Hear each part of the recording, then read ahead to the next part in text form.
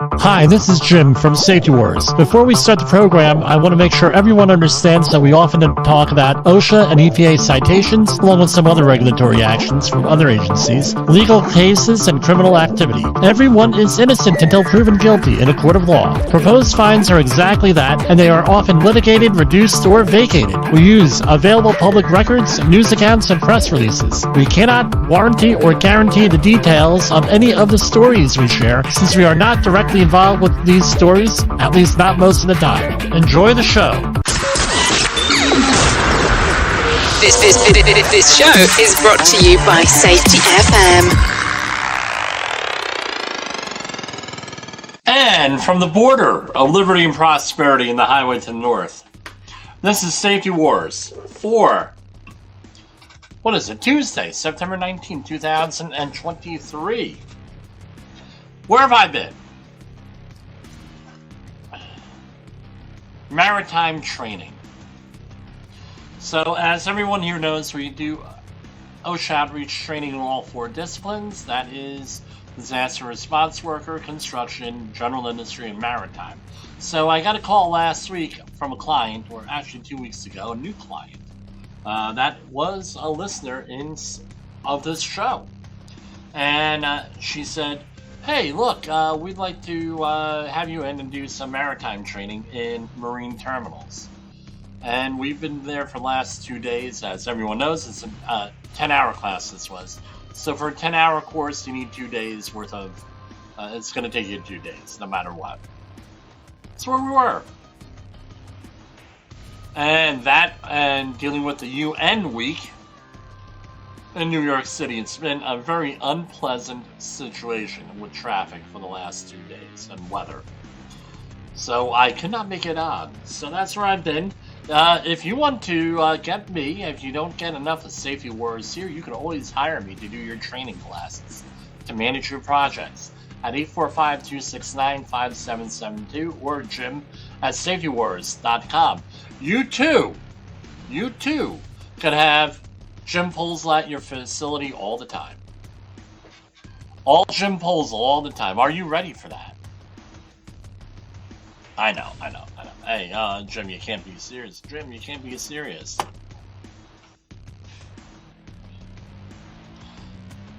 Good to be back.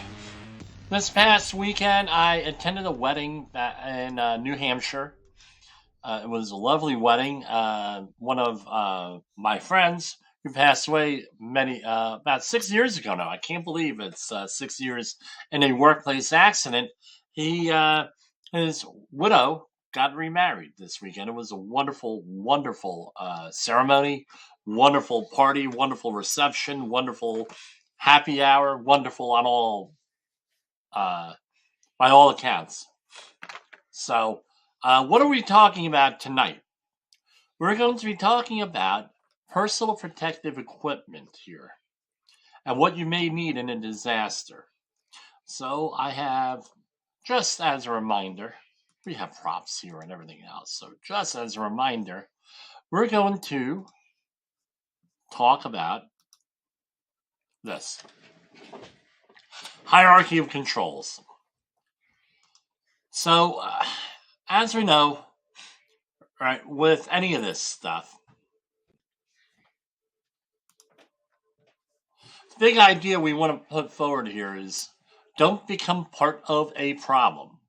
That's what all this disaster preparation is. There's already problems out there. Don't make this problem a bigger problem. Whatever you're dealing with as far as disasters. Hold on 1 second here. I have to do something. I'm going to go to a commercial real quick here. That's my daddy!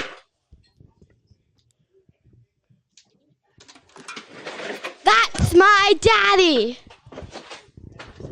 Have you listened or watched the Safety War show? It does stream live on the radio and on the streamer-emers that we have. So if you have not taken a listen to Jim Poesl and what the hell he's doing every evening with Safety Wars, I would strongly encourage you to to take a view or take a listen, whichever option is available for you, and take a listen to what the hell he has going on. It will take some deep dives in some information that you might be interested in.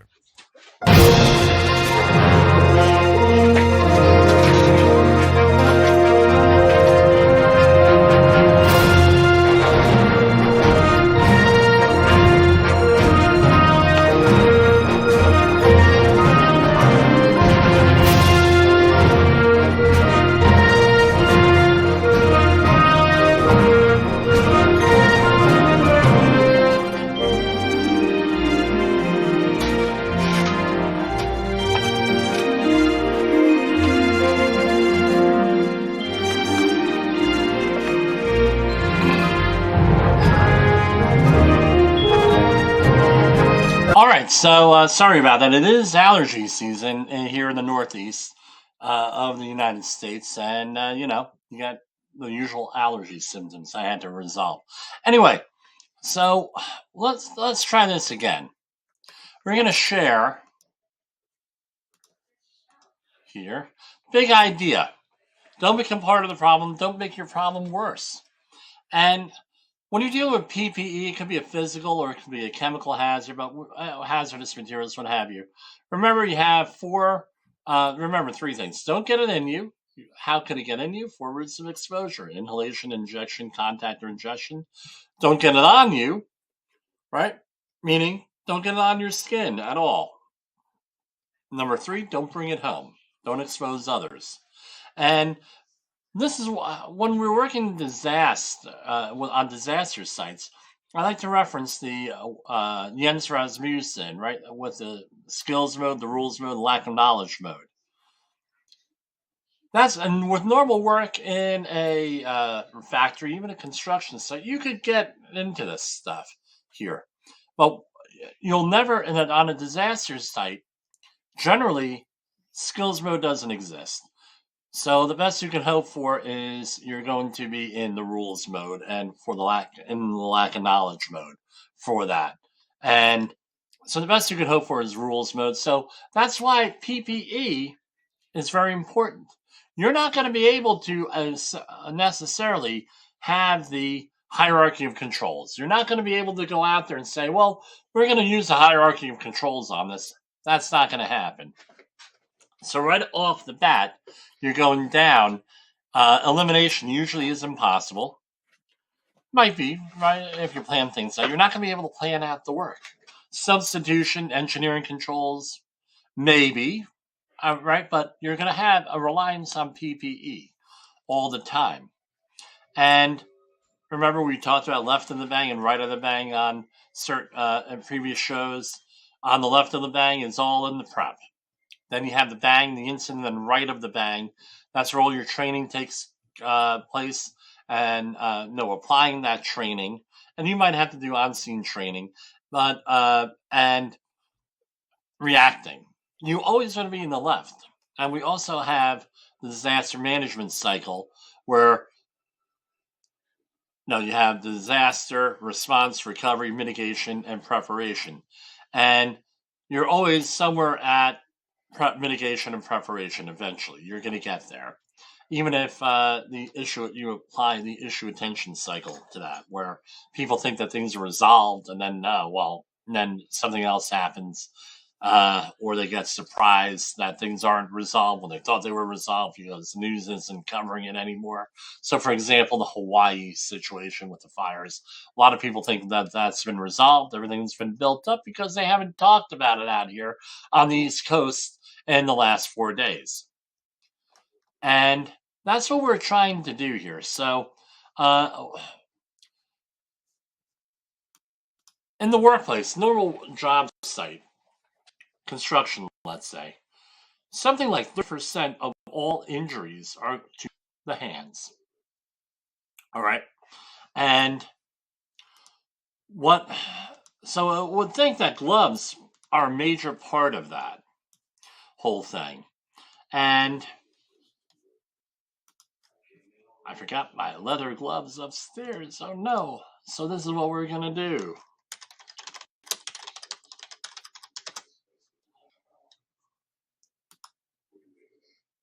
So in years gone by here, what did we have?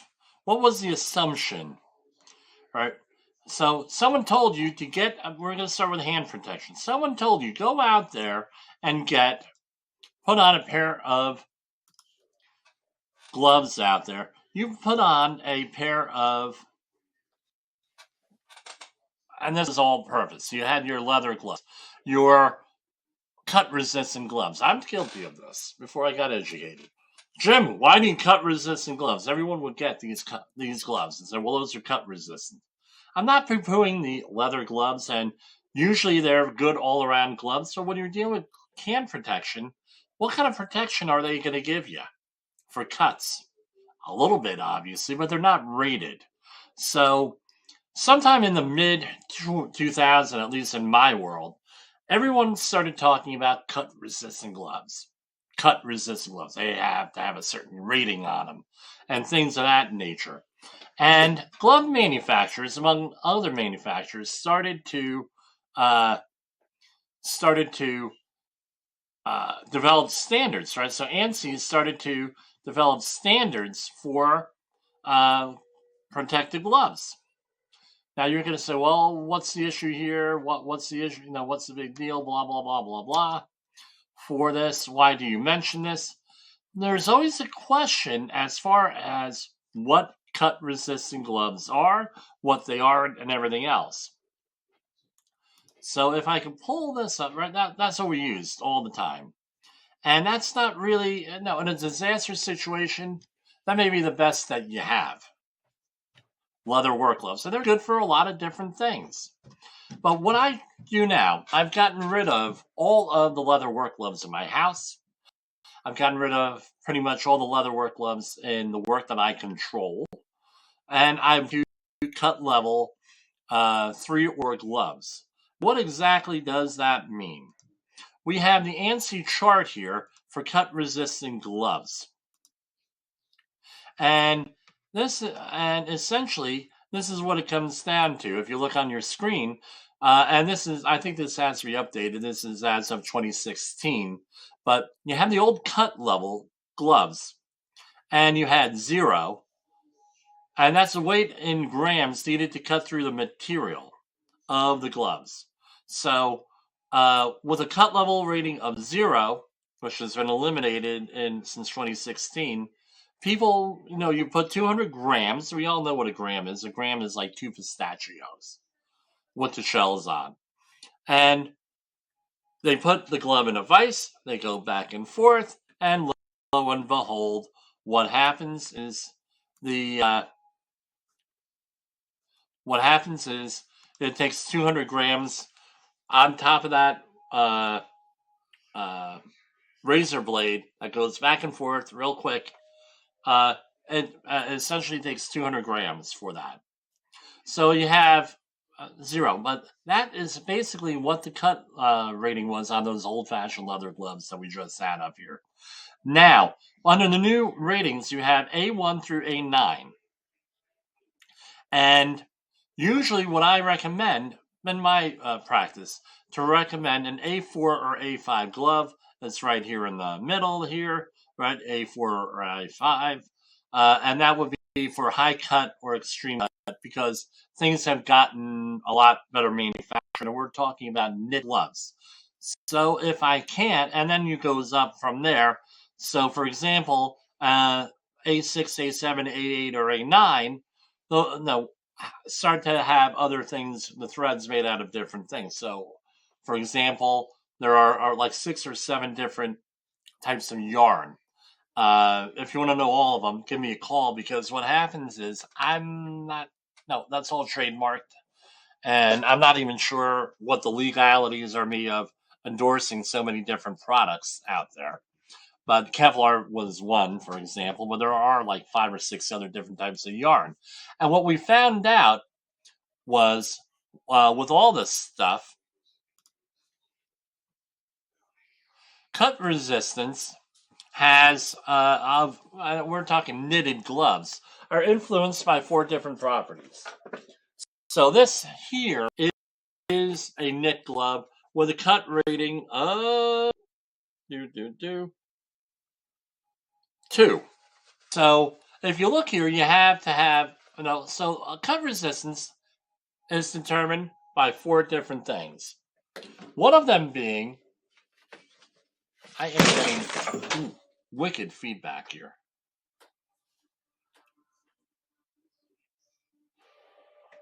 On here, and I don't know where it's coming from necessarily. So hold on. We're going to do that. That should clear it up. All different feedback coming through my headphones. Now, so we have 4 different things. Strength of the yarn. Right, so this is the yarn strong. Hardness, right, is that when a knife, when something else goes over it, right, does it dull the knife? Then you have elasticity. If you notice on any one of these knit gloves, it's slick. You have a certain lubricant, and you have what is called a rolling action. Meaning if something hits here to cut it, it's going to bunch.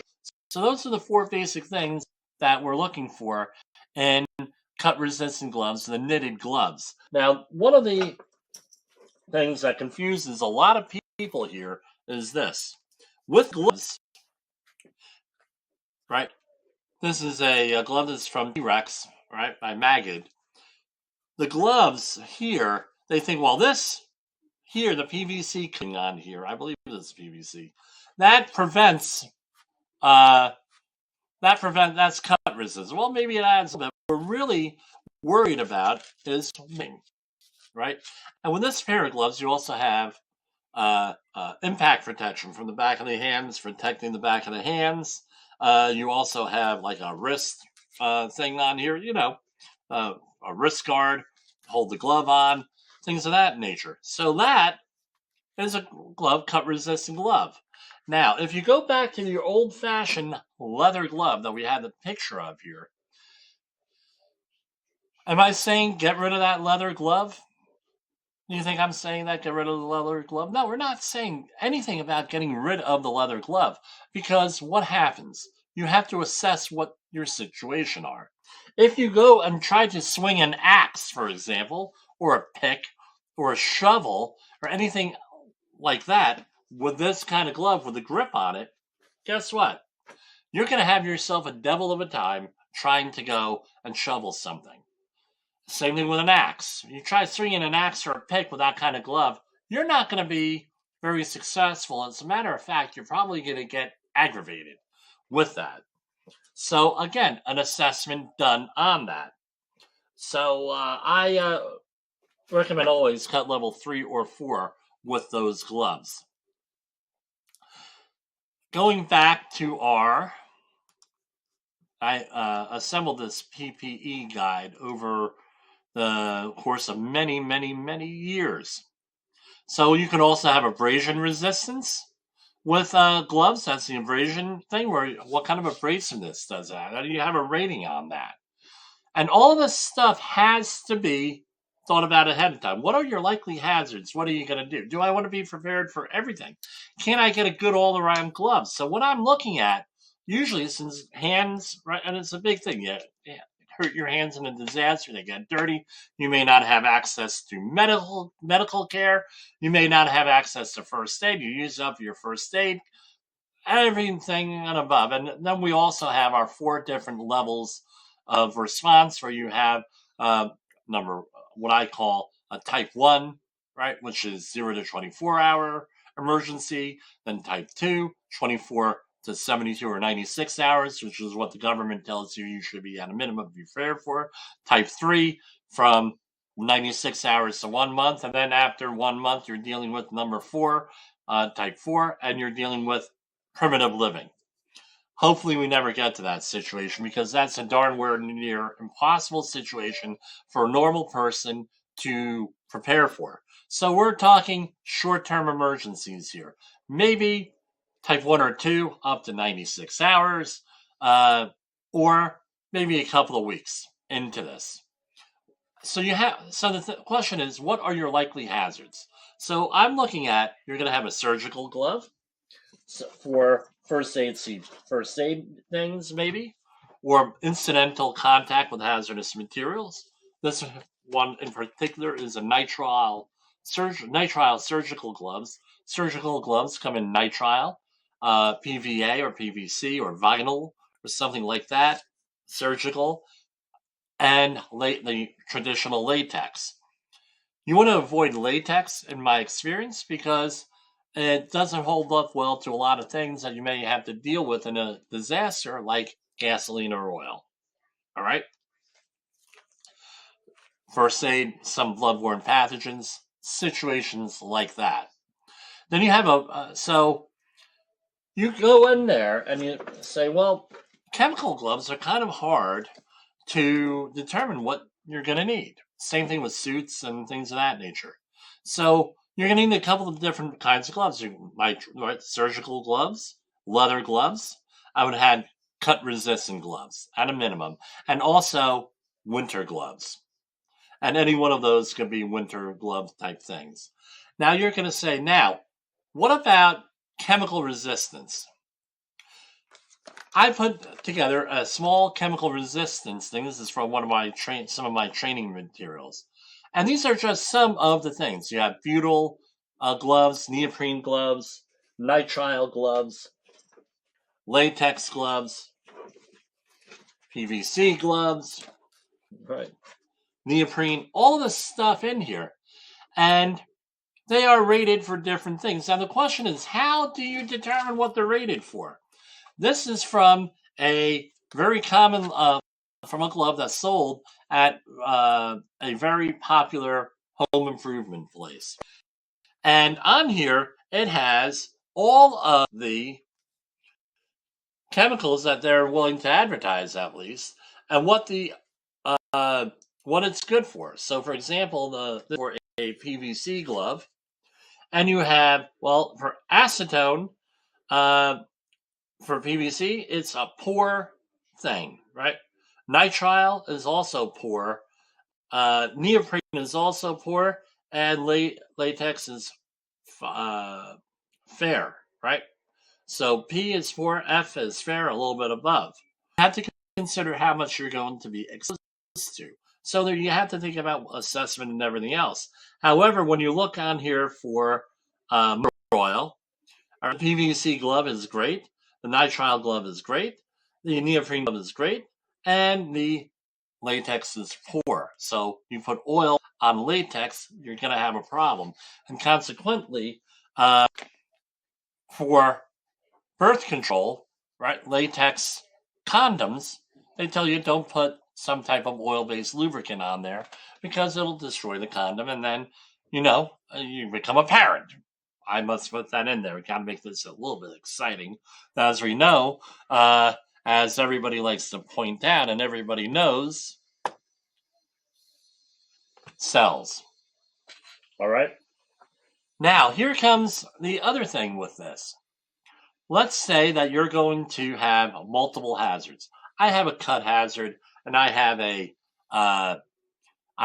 chemical hazard. What could you do? Well, it is possible to go out there, and what do? You could have two kinds of gloves on. So here we have a nitrile glove, right?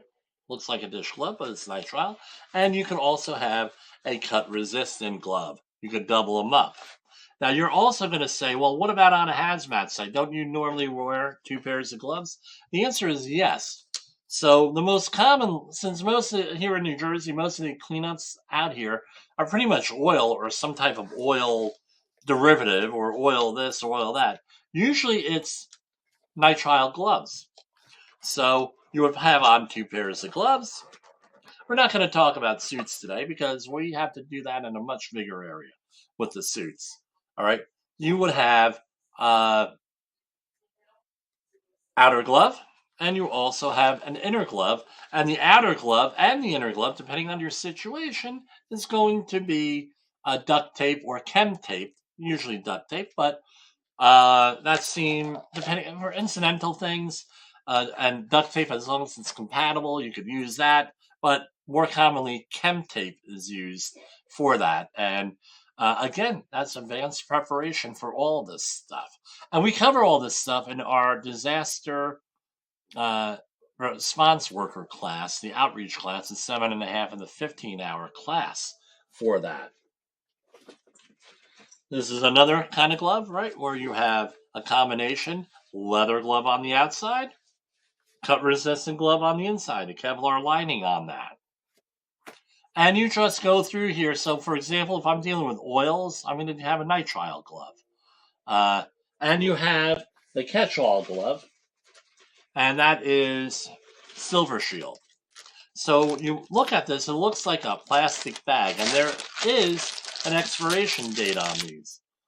So these have chemical resistance, usually offers the highest level of overall chemical resistance, but no cut resistance, and it's very not so dexterous. So normally this is worn with as an inner glove, and then you put some type of an appropriate outer glove out there. And by the way, I'm dating myself, right? What does not work is this, and this is not a joke here. Right? You're going to Jim, you're always joking. They're inappropriate jokes sometimes. Well, this is not a joke. If you put on a surgical glove, right, let's get the surgical glove on. All right, we have the surgical glove. If you put that surgical glove on, and then let's say that you have a pair of leather gloves, and often they'll make you use leather gloves more than one time. You're not really supposed to. And you take that rubber glove, and you put it in the surgical glove, in a regular work glove. Guess what's going to happen, guys? And you could Google this if you're not young enough. If you're very young. The glove doesn't fit. All right? So, and if it's latex inner glove and you try to put it on another glove, it ain't going to fit. So you need to get a bigger glove on that. And if you know what I'm talking about, you're going to get annoyed. Probably. Again, we have here, this is a regular work glove, cotton work glove with a gauntlet on it, right? Gauntlet, and it's dipped in PVC. And usually for years, this is what we use on hazmat sites. Because we were able to, with incidental exposures, we were able to go out and decontaminate them. Now, and of course, leave them in the work area for work again, and we had inner gloves and everything else. Now, let's talk about head protection. Now, you're going to say, well, Jim, all right, what about head protection? So there are several different types of hard hats. Right now, we have, the traditional hard hat here. Right? So hard hats could either be, and yes, these are Bluetooth earmuffs for the hard hat. Type 1 hard hat, rated for the top blow. Type 2 for the side blow. And again, all of this stuff is rated up to a extent. And we're going to talk about that with foot protection here in a minute. So again, different hard hat. What kind of hard hat should I have out there? And again, remember, you're going to be wearing PPE a little bit more often. You're going to make sure you want to wear PPE, especially in the disaster site situation, limited medical care. Maybe you're preparing your home for disaster preparation, right? You don't want to become part of the problem, wearing a hard hat. So that's basically it. Now, can you wear the hard hat backwards? And the answer is yes, you can wear a hard hat backwards if it's designed to be worn backwards. So, for example, right here, and let's see if we can zoom in a little bit more, we have a circular arrow design. So when it's in a circular arrow, now you can wear it backwards as long as you usually switch the inner suspension. The suspension has got to be inspected and everything else on the inside periodically. Again, this is not a full-blown course, but this is to give you an idea of what you're going to need. Now, the last 4 of the last 6 projects, I know it's dirty here, but hey, I actually work in the field. All right, we've had to go to this type of hard hat Now, it says they've called them multiple things over the years, climbing hard hats or anything else, because there's been some evidence that most of the falls out there, when people fall, which is one of the most common fatality injuries in the industry, in the construction industry, and all across basically general industry, something like 15%, right, have to do with blows to the head when you fall. And what happens when you have a hard hat without a chin strap? Guess what? It falls off. You hit your head. So a lot of companies are going to this, and this is the requirement, where you have a helmet style and you like this, and this is a Type 1 helmet. And what you are able to is you're able to attach it to your chin, and this way it doesn't fall off. The thing that that's good for is if you are, let's say, on a boat. Perfect thing. I got into big trouble one time because my hard hat came off on a boat. Right? Or no, it's a dock, but and then while you're walking around without a hard hat, yeah, because it blew off. But that's context. It's kind of hard for some people to understand context. Moving on, we talked about gloves. Now let's talk about boots. So you all heard the commercial. When your feet are okay, you're okay all over. When your feet are warm, you're warm all over, and everything else. Now, in a disaster situation, and I might call them steel toe boots. I know they're safety shoes. All right. So again, diabetes is one of those up and coming. It's been with us forever, but it's one of those things where in the next 30 years, 40 years, something like that. I know you can hear different numbers from different agencies. 20% of the population are going to have diabetes, which means you're going to have some type of neuropathy in your feet, if not at the beginning of the disease, towards the ongoing maintenance of the disease, ongoing on and on and on and on. So what we have, and let me get this side by side, what we have here is safety-toed shoes. Now they have a rating on them, and it is the ASTM 2413-18 is the rating on these. It used to be called the old Z49, but they've updated it with ASTM, and that's what we use. And the OSHA does not give out standards for boots or for gloves. They refer to an ANSI standard or ASTM standard, NFPA standard for things like that, because those are updated periodically. So we have here this. Now, what are they good for? Generally speaking, 50 pounds, about 3 foot up in the air, roughly, a little bit more, a little bit less. I believe the number is something like 1,500 joules of energy they have to absorb. And that is to the top. Now, I've heard various versions of this story. No, that rating is on the tongue.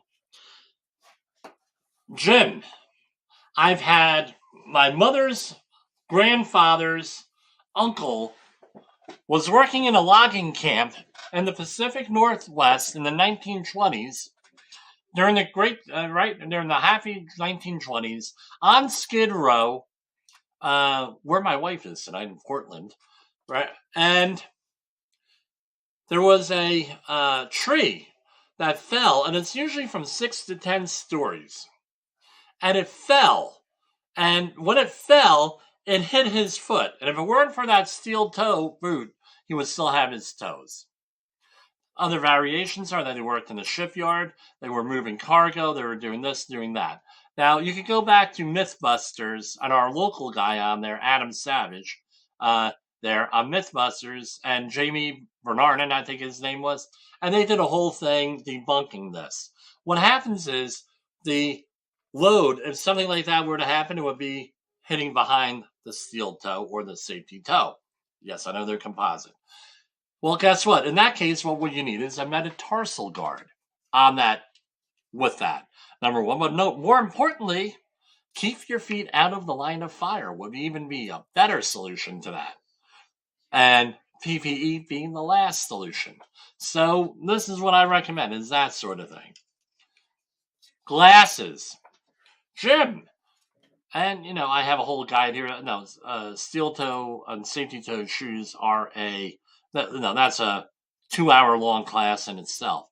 But you do have puncture resistant shoes, chemical protective shoes. Again, chemical protective, you can find out. Where else do you find chemical protective information on PPE? You find it out from the manufacturer. It's on their websites.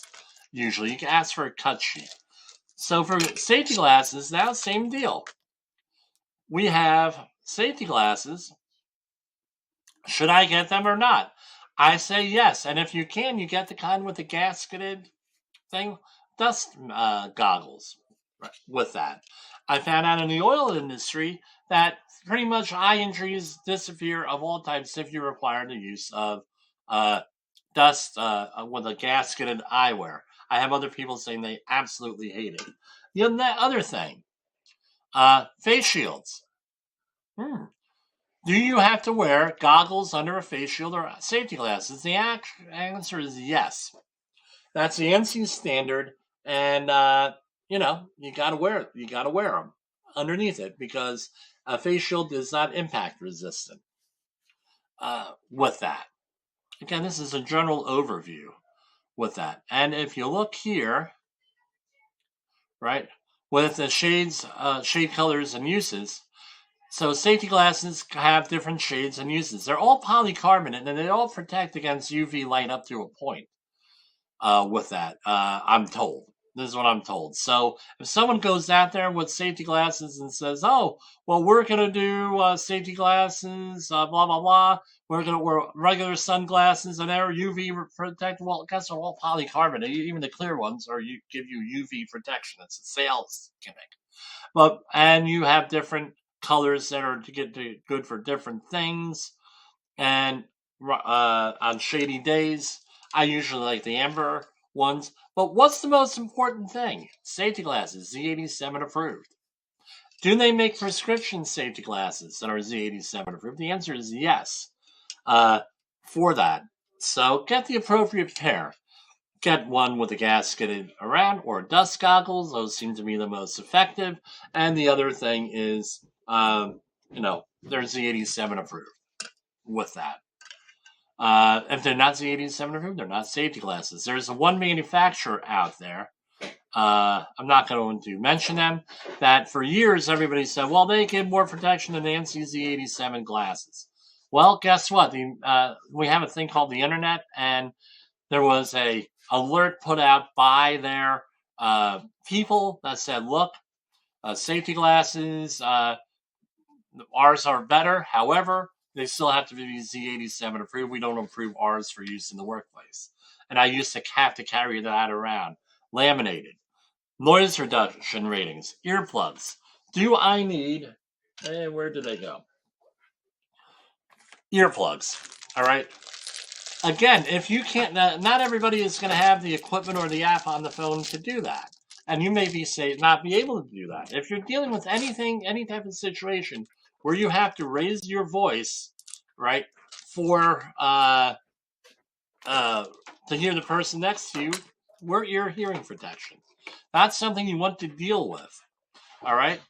We talked about air purifying respirators last time, from time immemorial. Again, this is some of my training materials that I use, and we'll go over suits at another time. But reflective clothing. What do we have? We're going to talk about that next time, and protective suits. This was a abbreviated program. We're looking at like 38 minutes on here. We have a whole bunch of stuff going on out here outside of Safety Wars. If I can only come on for 35 minutes, that's all I can come on for is 35 minutes.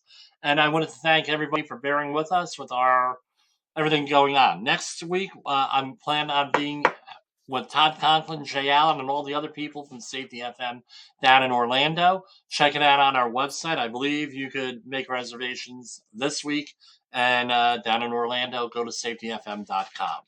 So for Safety Wars, this is Jim Poesl, and we got a big commotion going on in the background here. And Here we go. We'll see you back here tomorrow, God willing.